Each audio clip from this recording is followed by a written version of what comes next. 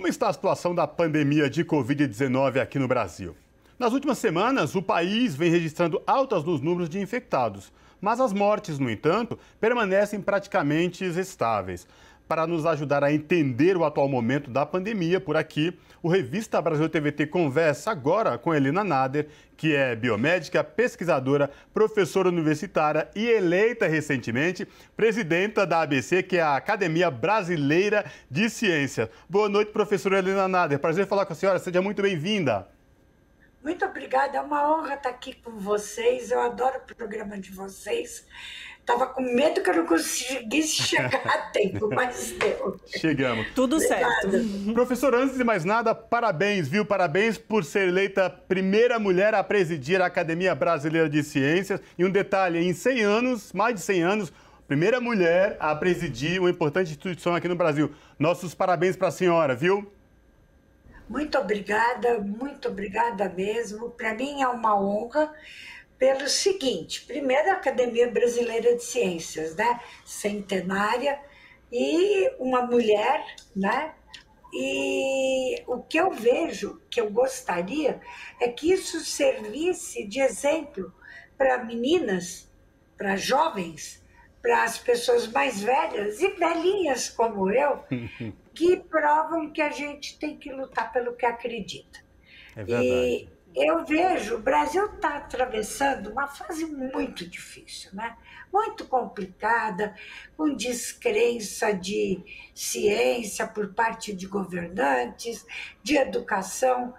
Mas, no entanto, olha, apesar de 100 anos, a Academia Brasileira de Ciências está de parabéns, porque a americana, que é bem mais antiga, mais de 200 anos, só teve a primeira mulher há 3 anos.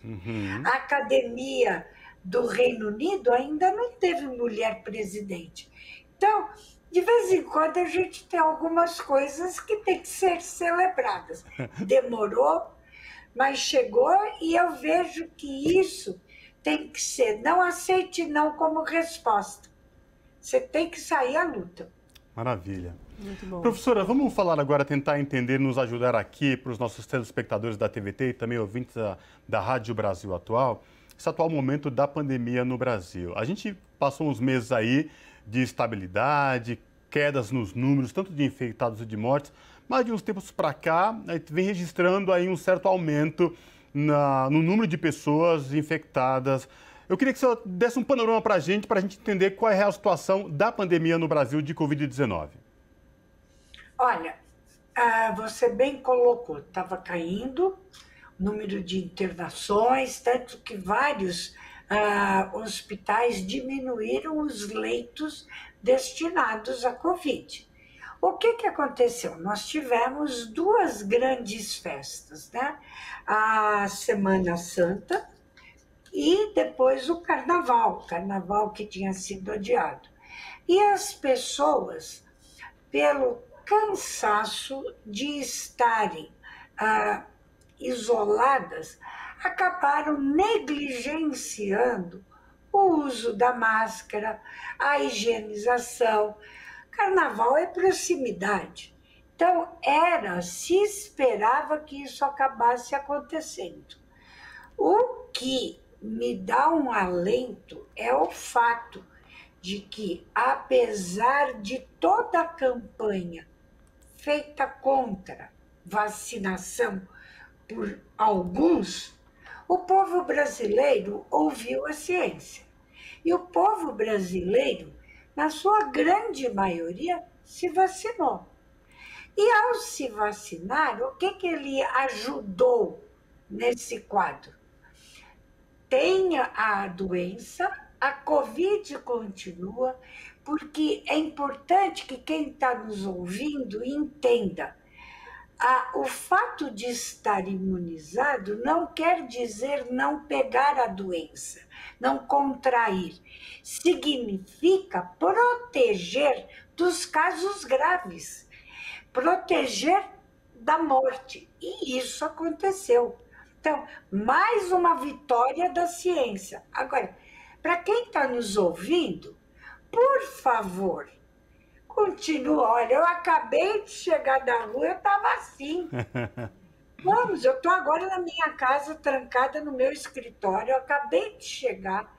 Máscara, lavar as mãos, a higiene, isto vai ter que ser um costume na nossa vida.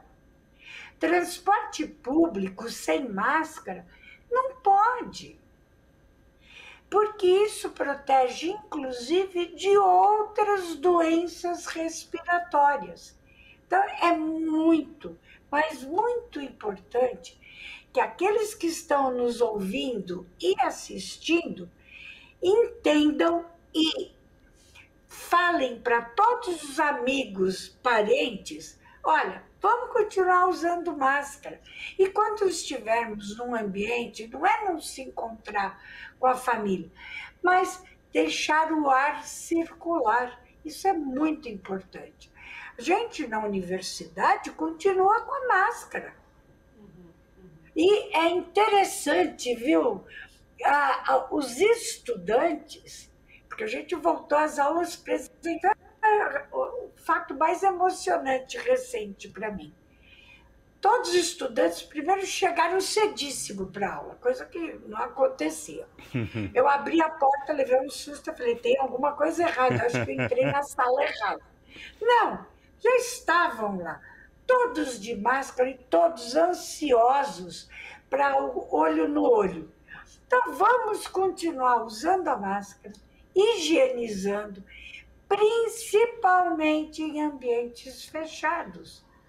Por favor, ouçam, vocês ouviram a ciência, vocês se vacinaram. O povo brasileiro é um povo brilhante, inteligente, não cai nas armadilhas.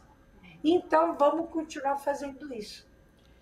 Muito bem colocado, professora. Aqui, inclusive, na TVT e na Rádio Brasil Atual, a gente continua usando as máscaras, a gente tira para gravar, a gente está agora sem máscara, mas porque estamos gravando em um local controlado, mas continue usando as máscaras, higienizando. Muito importante esse recado, a gente continuar com as medidas de segurança.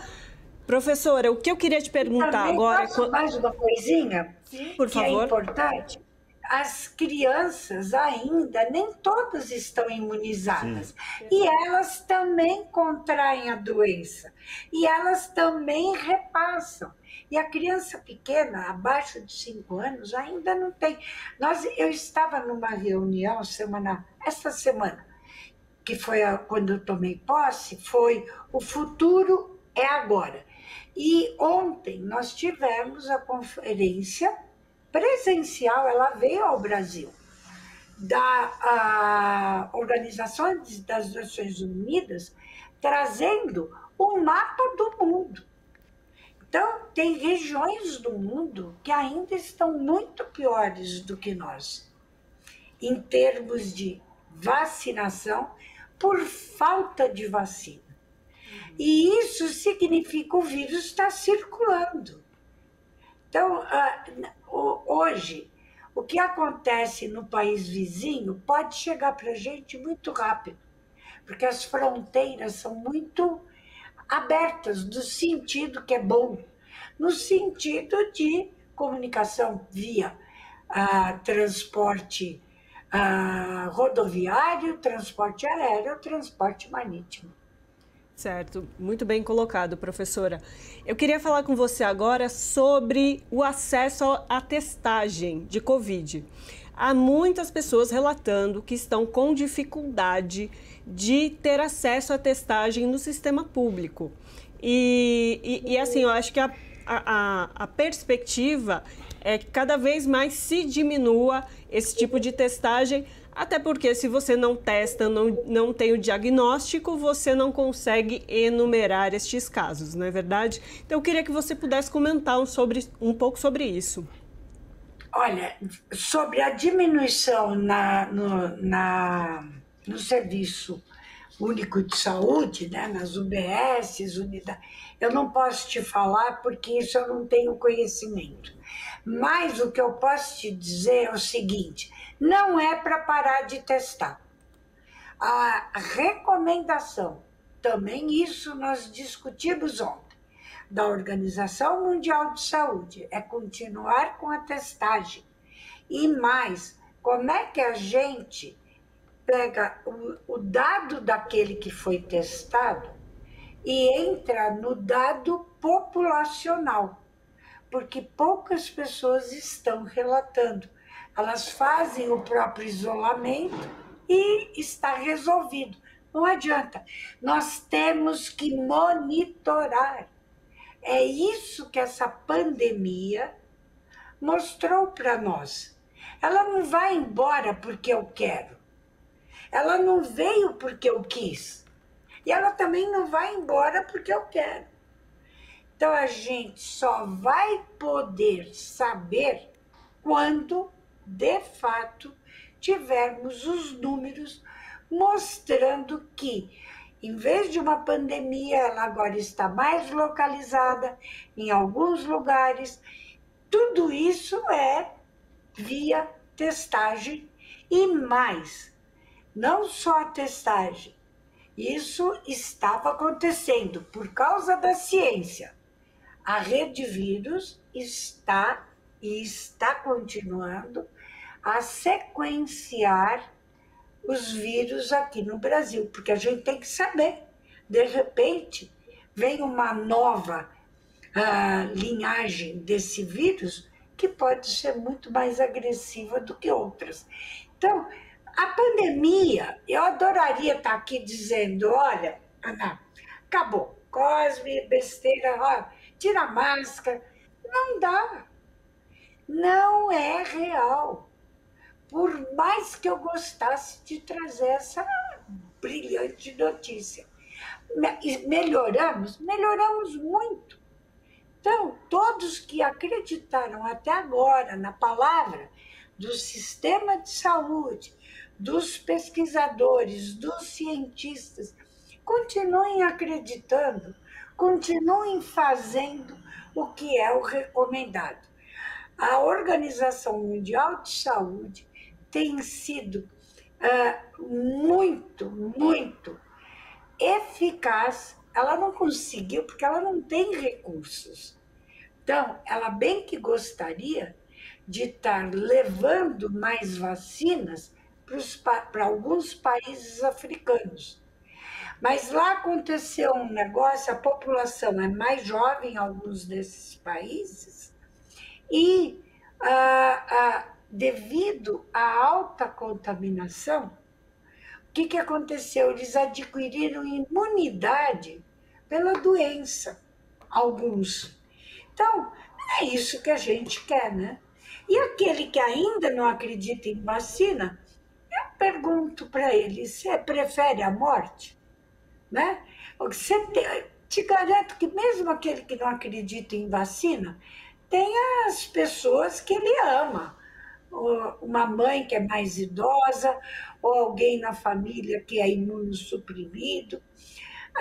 E as crianças, gente, as nossas crianças, elas podem contrair a doença, contrair, inclusive, com algumas condições mais graves.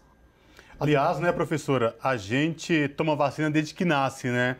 E foi engraçado que agora, com a pandemia de Covid-19, apareceu aí iluminados desacreditando a ciência, desacreditando vacinas, mas essas mesmas pessoas que desacreditaram tomaram várias vacinas. Sarampo, meningite, cachumba e outras, né, afins aí de vacinas. É um momento muito delicado.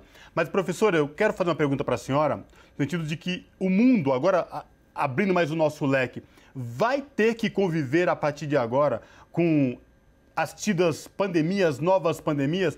Por que eu faço essa pergunta, professora? Aquecimento global, desmatamento em larga escala. A gente não sabe o que tem lá no degelo quando as geleiras começarem a degelar. O desmatamento, as queimadas, os endovírus que vêm lá das selvas, enfim. A humanidade vai ter que conviver com isso a partir de agora? Olha, ou a humanidade acorda, né? Quando a gente fala, Cosme, em sustentabilidade, não é só para nós.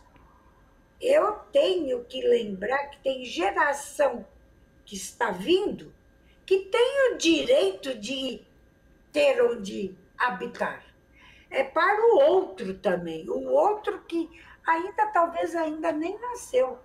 Então, isso vai acontecer, infelizmente. O que acontece com esses vírus?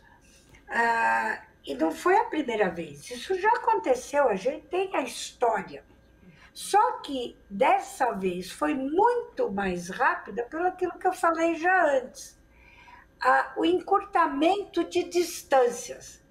Antes, para você ir para a Europa, ou você ia de caravelas, ou depois com barco a vapor, depois surgiu o avião.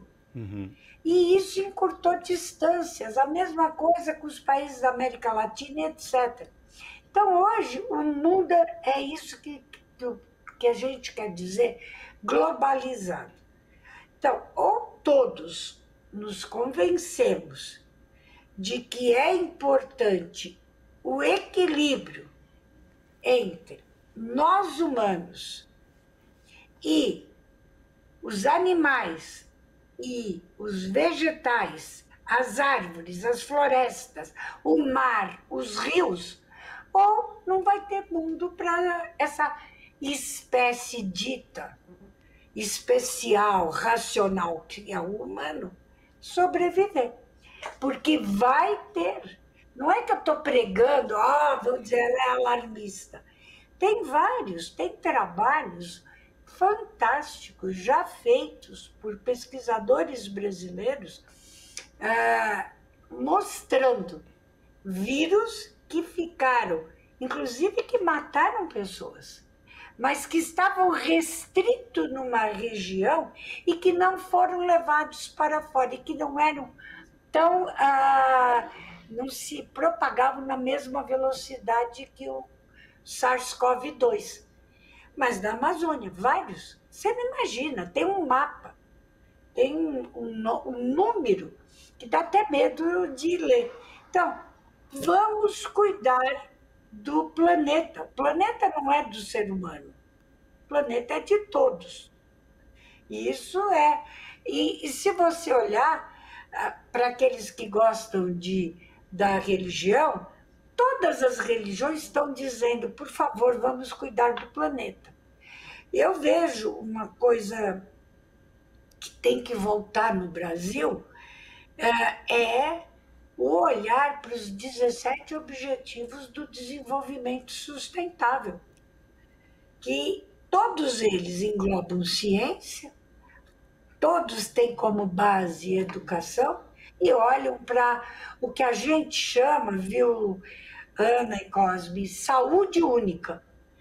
Não é o Sistema Único de Saúde, mas é a saúde única, que em inglês é One Health. É a saúde planetária. Não adianta, se você não tiver esse equilíbrio, vai passar... Vocês viram, voltou uma cândida, que é um fungo, que assusta, porque não responde. Antibióticos, a resistência a antibióticos, tudo isso faz parte desse ciclo. Nós temos que olhar como é que a gente descarta lixo. Eu levei um susto outro dia. O Brasil vai acabar com os lixões.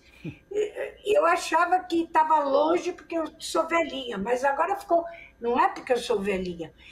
Para minha filha ficou muito longe, para a mais nova, não para os mais velhos. Década de 60, 70, pelo amor de Deus. E a maneira como nós estamos poluindo a água, né? A água está cheia de antibióticos, de hormônios. A gente tem que ter esse olhar, porque nenhum de nós nasceu para destruir o planeta, mas para preservá-lo. Exatamente. E, professora, você está falando uma coisa tão importante, porque às vezes a gente fala em saúde e entende a saúde como a cura de alguma doença. Mas eu acho que o que você está falando é exatamente o anterior a isso, a gente se prevenir, se cuidar, ter higiene. A gente vive em grandes aglomerados de população humana, o que traz toda essa problemática que você falou, dos resíduos, das doenças que se proliferam com mais velocidade. Então, assim, qual seria as ações práticas que a gente tem que ter no nosso dia a dia para ter essa boa saúde que você está nos dizendo? Olha, uma coisa eu percebi, as crianças estão muito mais conscientes do que elas eram antigamente. Então, a escola, né, é um ponto importante. Elas conscientizando os mais velhos. Agora, nós temos que ter educação. E eu não posso jurar que todas as crianças estão mais conscientes do seu papel dentro do ambiente. Mas, em algumas escolas privadas, a educação ambiental está sendo dada. Isso deveria ser em todas. E em todos os lugares de trabalho, o conceito de saúde única deveria estar sendo abordado. O de não gastar exagerado, o dos valores, porque os bens que o planeta tem são finitos. As pessoas estão esquecendo disso. A água não é infinita. A água também tem um fim. Então, o que nós queremos? Se todos colaborarem, vai ser uma maravilha. Mas eu vejo a necessidade, por isso que eu trouxe os 17 objetivos. O Brasil foi signatário, o Brasil foi extremamente importante para a Agenda 2030. O Brasil teve um papel. A primeira reunião sobre meio ambiente foi no Rio, no governo do Collor. Depois do governo da presidente Dilma, nós tivemos a Rio+20. O Brasil assinou, o Brasil era referência. Como é que o Brasil agora passa a virar as costas para esse lado tão relevante? Então, nós, cidadãos, temos uma obrigação. Se governos não querem fazer o papel que precisam, nós podemos fazer. Então, usar a máscara é obrigatório. Não é governo que vai me dizer, eu hoje assino um papel e está liberado a máscara. Eu tenho meu racional. Eu sei que entra, eu estou num ônibus fechado, agora esfriou. Que antes esfriou, vai todo mundo mais juntinho. Sem isso aqui, gente, a chance nem precisa ser do SARS-CoV, a influenza. O número de pessoas que morrem também é muito alto. Então, vamos ouvir a ciência e cada um ter o seu papel, porque a criança, ela já é uma cidadã, é pequenininha, mas eu me emociono com algumas crianças, né? Eu vejo assim. Então, eu acho que eles são os grandes professores. A gente poderia pegar e começar com eles e eles virem com aquele dedinho. Eu tenho uma neta bem pequenininha, a mais nova. Os outros já são todos grandes, tenho o maior orgulho, já formados, alguns casados. A pequenininha vem com o dedinho e ela fala para você o que você está fazendo de errado. Tá certo? Então é isso. Eu acho que eu quero o Brasil, eu quero entregar para o jovem, para aquele que ainda vai nascer, um Brasil melhor do que eu recebi. E um mundo melhor.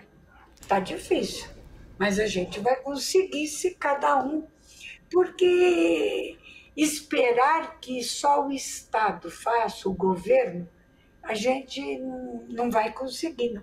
Verdade. Muito bom. Esquece o que falam, sabe? eu não vou discutir, não vou entrar no bate-boca. Eu quero é o seguinte, eu sou cientista, eu tenho certeza da ciência. Por demais, eu respeito a religião e a fé de cada um, e também daqueles que não querem ter fé. Agora, falsa ciência, fake news, não dá para não combater. Verdade. Perfeito, professora, perfeito. Conversamos com Helena Nader, que é biomédica, pesquisadora, professora universitária e recém-eleita presidenta da ABC, que é a Academia Brasileira de Ciências. Mais uma vez, parabéns, professora, por essa eleição e agradecemos a sua participação. Eu é que agradeço e espero que vocês continuem a me procurar, que eu gosto muito de vocês. Abraço, professora. Abraço e lembre, máscara e lavar a mão. Boa. Muito bem.